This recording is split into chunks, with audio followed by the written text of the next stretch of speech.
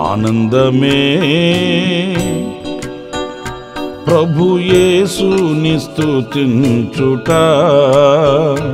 ఆత్మానంద గీతముల్ పాడెదా ఆనందమే ప్రభు యేసుని స్తుతించుట ఆత్మానంద గీతముల్ పాడెదా ఆనందమే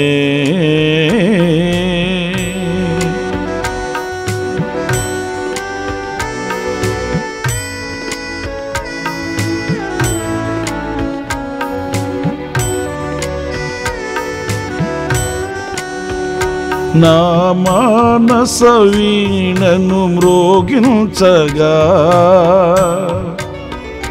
నా మనోనేత్రములందు కనిపించే ప్రభు రూపమే నా మానస వీణను మ్రోగించగా నా మనోనేత్రములందు కనిపించే ప్రభు రూపమే నా మదిలోన మెదిలేను ప్రభు సప్త స్వరాలు నా మదిలోన మెదిలేను ప్రభు సప్త స్వరాలు ఆనందమే ప్రభు యేసుని స్తుతించుట ఆత్మానంద గీతముల్ పాడెదా ఆనందమే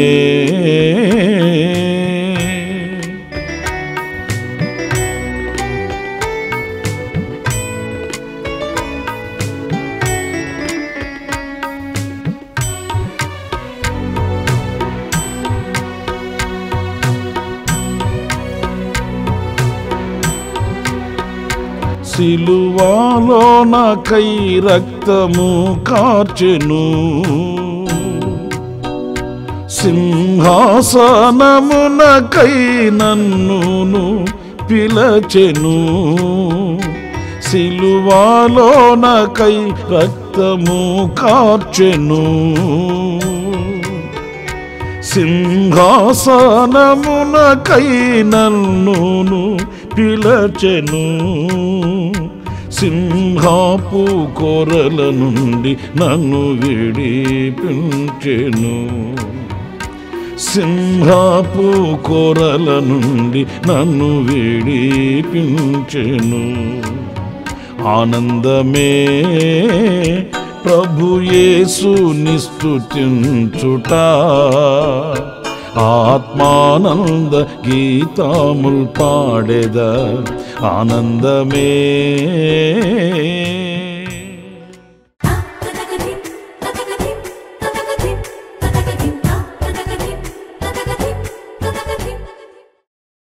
ప్రైజ్ ది లార్డ్. ప్రభు అయిన యేసుక్రీస్తు నామములో మీ అందరికీ హోసన్నా మినిస్ట్రీస్ తరపున హృదయపూర్వకమైన వందనాలు తెలియపరుస్తున్నాను. ప్రభు మిమ్మల్ని ఆశీర్వదించి దీవించునుగాక. ఈ పూట పరిశుద్ధ గ్రంథంలో నుంచి యెషయా గ్రంథం 44వ అధ్యాయం మొదటి వాక్యాన్ని నేను చదువుతున్నాను. నా సేవకుడవగు యాకోబు, నేను ఏర్పరచుకొనిన ఇశ్రాయేలు వినుము. పురులారా చూడండి, ఇక్కడ మనం గమనించవలసింది ఆయన చెప్తున్న ఆ మాటల్ని వినమని ప్రభు ఆజ్ఞాపిస్తున్నాడు. నీవు నా సేవకుడవు, నేను ఏర్పరచుకొనిన వాడవు, అయితే నేను చెప్పే మాట విను అని ఆయన హృదయంలో ఉన్న సంభాషణను ఆయన ప్రారంభిస్తున్నాడు. చాలా సందర్భాలలో మనం దేవుని మాటను వినడానికి వెచ్చించము సమయాన్ని. ప్రార్థన చేయవచ్చు, విన్నపాలు ఆయనకు చెప్పుకోవచ్చు, ఎన్నో విషయాలు ఆయన సన్నిధిలో మనం ఆయనకి తెలియపరచవచ్చు. అంతకంటే ప్రాముఖ్యమైనది ఏంటంటే వాటి విషయంలో ప్రభు మనకు ఏమని ఆజ్ఞాపిస్తున్నాడు, ఏమని సెలవిస్తున్నాడు, ఆయన ఆలోచన ఏమని చెప్తున్నాడు అని మనము వినడానికి ఆసక్తిని కనపరచమండి. ఆయనకి చెప్పేస్తాము, చెప్పుకున్నాను అని సంతోషంగా లేచి వెళ్ళిపోతాము. కానీ ఈ విషయంలో ప్రభు మనకి ఏం చెప్తాడు, ఏం చెప్తున్నాడు అని ఆలకించడానికి మనం అంతగా ఆసక్తిని కలిగి ఉండలేమండి. కానీ వినుట వలన కలిగే ఆశీర్వాదాలు ఎలాంటివో అనేది లేఖనాల్లో చాలా చక్కగా వ్రాయబడి ఉందండి. మీరు ప్రకటన గ్రంథం 1వ అధ్యాయం 3వ వాక్యంలో చదివినప్పుడు, సమయము సమీపించినది గనుక ఈ ప్రవచన వాక్యములు చదువువాడును వాటిని విని ఇందులో వ్రాయబడిన సంగతులను గైకొనువాడు ధన్యుడు. ఎంతో ధన్యత అంటండి. ఆయన మాటలు వినడం, ఆయన బోధ వినడం, ఆయన స్వరము వినడం, ఆయన ఆలోచన వినడం, ఆయన తలంపులను ఆయన వివరిస్తూ ఉండగా మనం ఆలకించడం ఎంత ధన్యత అంటే అది వర్ణించలేనంత ధన్యత. ఎందుకంటే జరగబో వాటిల్ని, జరుగుతున్న వాటిల్ని, జరిగిన వాటిల్ని ఆయన మనకు వివరించువాడు, మనకు తెలియపరచువాడు. సాక్షాత్తు ఆయన మాటలను గనక విని మన హృదయంలో మనం పదిలపరుచుకోగలిగితే, వాటి ప్రకారం నడవ నిర్దేశించిన వారమైతే, అంతకంటే ధన్యత మరొకటి లేదండి. ఎందుకంటే లోకంలో దేవుడు లేని వారు, పరజనులుగా ఉన్నవాళ్ళు కనిపిస్తున్నారు. మనకైతే సాక్షాత్తు సజీవుడైన దేవుడే మనకు సమీపమై మన ఎదుట నిలిచి ఆయన మనతో మాట్లాడుతున్నప్పుడు ఆ వినగలిగిన మనస్సు మనకు ఉండాలండి, గ్రహించగలిగిన హృదయం మనకు ఉండాలండి. వాటిని గైకొని ఆ వాక్యాన్ని మనం అర్థం చేసుకోగలిగి ఆ మాటలను గనక విని అందులో నడిచిన వారమైతే అంతకు మించిన భాగ్యం, ధన్యత మరొకటి లేదు. వినుట మనకు ధన్యత అండి. చాలామంది ఎక్కువ మాట్లాడతారు, తక్కువ వింటారు. మీకు ఇంకా ఒక మాట చెప్పనా? దేవుడు 2 చెవులు ఇచ్చాడు, 2 కళ్ళు ఇచ్చాడు, 2 చేతులు ఇచ్చాడు, 2 కాళ్ళు ఇచ్చాడు. కానీ నోరు మాత్రం ఒకటే ఇచ్చాడండి. ఎందుకంటే ఎక్కువ వినాలి, తక్కువ మాట్లాడమని. 2 చెవులు ఇచ్చినట్లు 2 నోరులు ఇవ్వచ్చు కదా? ఇవ్వలేదు. నోరు ఒక్కటే, చెవులు 2 ఇచ్చాడు. అంటే ఎక్కువ వినాలి, గ్రహించుకోవాలి, విషయాలు తెలుసుకోవాలి, అర్థం చేసుకోగలగాలి. ఇవన్నీ చాలా మధురమైన విషయాలండి. కానీ మనం దానికి తావివ్వము. వినడానికంటే ముందు మాట్లాడేస్తాం, అనర్థాలు తెచ్చిపెట్టుకుంటాం, అపాయం తెచ్చిపెట్టుకుంటాం, కీడు సంపాదించి పెట్టుకుంటాము. అందుకే నా ప్రియ సహోదరులారా, ఆయన యాకోబుతో మాట్లాడుతూ, నా సేవకుడా, నేను ఏర్పరచుకొనినవాడా, ముందు వినవయ్యా, విను. అవును, ఆ వినుట మనకు ధన్యత అండి. ఇంకొక మాట కూడా నేను మీకు జ్ఞాపకం చేస్తాను. నిర్గమకాండం 15వ అధ్యాయం 26వ వాక్యంలో మనం చదివితే, మీ దేవుడైన యెహోవా వాక్కును శ్రద్ధగా విని ఆయన దృష్టికి న్యాయమైనది చేసి ఆయన ఆజ్ఞలకు విధేయులై ఆయన కట్టడలన్నిటినీ అనుసరించి నడిచిన ఎడల నేను ఐగుప్తీయులకు కలుగు చేసిన రోగములలో ఏదియూ మీకు రానియను, నేను స్వస్థపరచు యెహోవాను నేనే. అంటే ఇక్కడ ఆరోగ్యం కలుగుతుందంటండి. ఆయన మాట వింటే, ఆ మాట ప్రకారం మనం నడిపించబడితే, ఆయన కట్టడలను అనుసరిస్తే మనకు ఆరోగ్యం కలుగుతుందట. ఈరోజు ఆరోగ్య సూత్రాల గురించి నేను చెప్పాల్సిన అవసరం లేదండి. ఎన్ని ఆరోగ్య సూత్రాలు, ఏ విధంగా నేను ఆరోగ్యాన్ని కాపాడుకోవాలని, ఆరోగ్యాన్ని అట్టిపెట్టుకోవాలని, ఆరోగ్యంగా బ్రతకాలని శతప్రయత్నాలు చేస్తున్నారు. కానీ వాటన్నిటికంటే కూడా దేవుని మాట వినిన వ్యక్తులకి ఆరోగ్యం కలుగుతుంది. ఐగుప్తీయులకి రోగాలు కానివ్వండి, ఇబ్బందులు కానివ్వండి ఎందుకు కలిగాయి? మాట వినకే.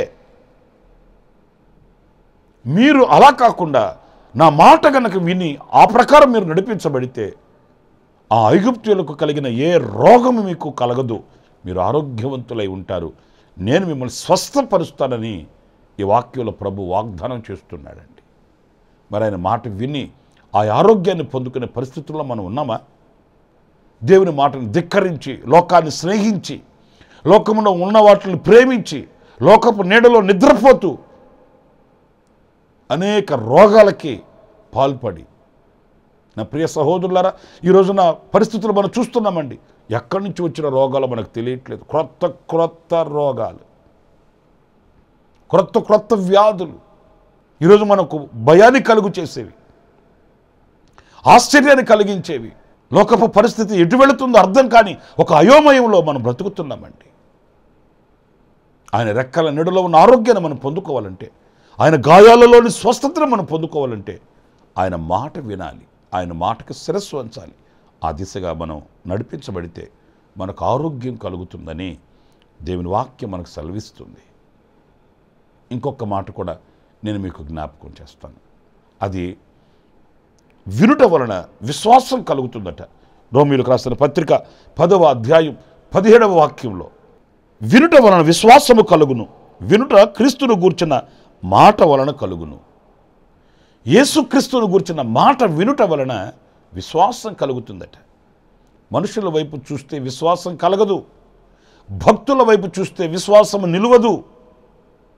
విశ్వాసమునకు కర్తయు దానిని కొనసాగించువాడునైనా యేసయ్య మాట వినాలి, ఆయన వైపు మనం చూడాలి, ఆయననే గురిగా పెట్టుకోవాలి, ఆయననే మాదిరిగా పెట్టుకోవాలి. ఆయన మాట వినాలి. ఆయన మాట వింటే ఆయన మాటలో విశ్వాసం కలుగుతుందండి. కొందరు మాటలు విన్నామంటే ఉన్న విశ్వాసం పోతుందండి, ఉన్న భక్తి కూడా పోతుందండి, కలిగి ఉన్న నిరీక్షణను కూడా మనం కోల్పోతామండి. అలా కాదు. క్రీస్తును గూర్చిన మాట మన హృదయంలో విశ్వాసాన్ని కలిగిస్తుంది. ఈ విశ్వాసము మనకు విజయాన్ని కలిగిస్తుంది. ఈ విజయమే మనకు సింహాసనాన్ని అట్టిపెడుతుంది. కనుక ఆయన మాటను వినాలి, ఆ మాటలో ఉన్న ఆంతర్యాన్ని గ్రహించాలి. ఆనాడు మనకు ధన్యత కలుగుతుంది, ఆరోగ్యము కలుగుతుంది, విశ్వాసము కలుగుతుంది. కనుక ఆయన మాటల్ని వినడం మనం నేర్చుకుందాము. ఆ మాటలలో ఉన్న మకరందాన్ని అనుభవిస్తూ సంతోషంగా సాగిపోదాం. ప్రార్థన. జీవాధిపతి అయిన ప్రభువా, మీకు వందనాలు. వినుటలో ఉన్నటువంటి ఆశీర్వాదం ఏంటో మేము గమనిస్తూ వచ్చాం. ఆనాడు యాకోబుతో మీరు చెప్పారు ఆ మాటలు. మేము కూడా వినుటలో ఉన్న ఆ దీవెనను గ్రహించి, వినుటలో ఉన్న ధన్యతను, ఆరోగ్యాన్ని, విశ్వాసాన్ని పొందుకుని మేము ముందుకి కొనసాగడానికి సహాయం చేయమని మీరు మాకు ఇచ్చిన ఈ లేఖన భాగాల కొరకై స్తుతి చెల్లిస్తూ మా జీవితాన్ని ఆ రీతిగా సరిచేసుకుని బ్రతకడానికి కృపను కూడా సమృద్ధిగా మీరు మాకు అనుగ్రహించి నడిపించమని మమ్మల్ని మీ చేతులకు సమర్పించుకుంటూ యేసు నామములో ప్రార్థించి వేడుకొనుచున్నాను తండ్రి. ఆమేన్. ప్రభు మిమ్మల్ని ఆశీర్వదించి దీవించునుగాక. ఈ దినమంతా విశేషమైన కృప నా దేవుడు మీకు అనుగ్రహించుగాక. ప్రియులారా, ఈ క్లుప్త సందేశాలు విని ఆ దినమంతా కూడా, ఆ రోజంతా కూడా ఈ వాక్యాన్ని ధ్యానించండి. ఈ సందేశాలని ఒక్కొక్క రోజు మీరు వింటున్న ఈ సందేశాలని ధ్యానించి ఆ వాక్యంలో ఉన్న శక్తిని మీరు పొందుకోవాలని మనసారా కోరుకుంటున్నాను. ఆ రీతిగానే ఈ సందేశాలని ఇంకా అనేకులకు మీరు చేరవేయాలని, తెలియపరచాలని మనసారా ఆశిస్తూ మిమ్మల్ని ప్రభు దీవించాలని కోరుకుంటున్నాను. నా దేవుని సన్నిధి మీకు తోడై ఉండుగాక. ఆమేన్. ప్రతి దినము ఈ అనుదిన కృపాను సందేశాల కొరకు, ఇంకా మరిన్ని ఆత్మ సంబంధమైన సందేశాల కొరకు ఈ మా యూట్యూబ్ ఛానల్ ని సబ్స్క్రైబ్ చేసుకోండి. Pastor Ramesh ministries.